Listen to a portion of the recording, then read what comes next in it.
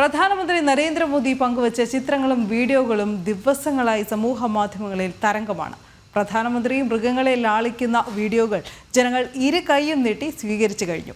2000-ലധികം സ്പീഷീസുകളുടെയും വംശനാശ ഭീഷണി നേരിടുന്ന 1.5 ലക്ഷത്തിലധികം മൃഗങ്ങളുടെയും ആവാസ കേന്ദ്രമായ ഗുജറാത്തിലെ വൻതാര സന്ദർശന വേളയിലെ ചിത്രങ്ങളാണ് വൈറലായത്.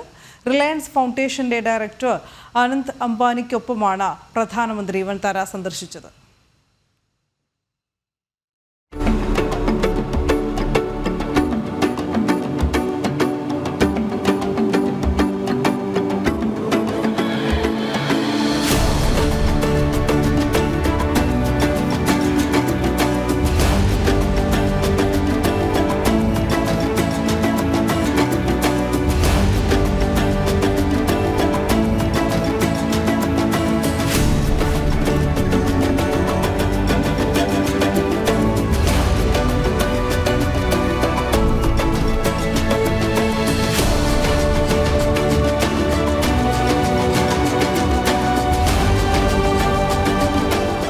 വൻതാരയുടെ വന്യജീവി റെസ്ക്യൂ പുനരധിവാസ സംരക്ഷണ കേന്ദ്രത്തിന്റെ ഉദ്ഘാടനത്തിനെത്തിയതാണ് പ്രധാനമന്ത്രി. കേന്ദ്രത്തിൽ പുനരധിവസിപ്പിച്ചിരിക്കുന്ന വിവിധ ഇനം മൃഗങ്ങളുമായി പ്രധാനമന്ത്രി അടുത്തിടപഴകി.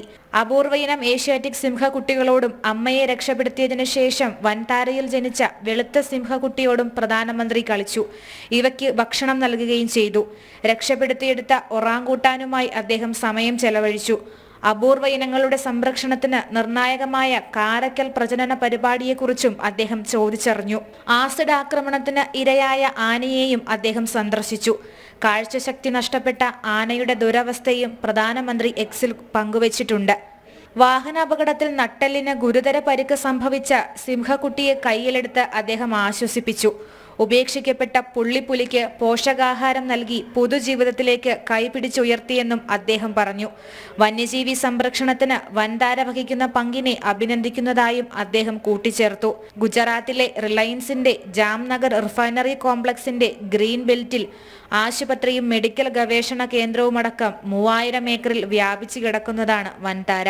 മൃഗങ്ങൾക്കായി ICU, MRI, CT scan, x-ray, ultrasound, endoscopy, dental scaler, dialysis, ശസ്ത്രക്രിയകൾക്കായി തത്സമയ വീഡിയോ കോൺഫറൻസുകൾ സാധ്യമാക്കുന്ന OR1 സാങ്കേതിക വിദ്യ എന്നിവ ഉൾപ്പെടെ ഏറ്റവും നൂതനമായ സാങ്കേതിക വിദ്യകൾ ഇവിടെയുണ്ട്. 2024 ഫെബ്രുവരിയിലാണ് വൻതാര ആരംഭിച്ചത്. മൃഗങ്ങൾ അഭിവൃദ്ധി പ്രാപിക്കുന്ന ഒരു ലോകത്തെക്കുറിച്ചുള്ള അനന്ത് അംബാനിയുടെ ദർശനത്തെ പ്രതിഫലിപ്പിക്കുന്നതാണ് ഈ സംരക്ഷണ കേന്ദ്രം. നാഷണൽ ഡെസ്ക്, ജനം.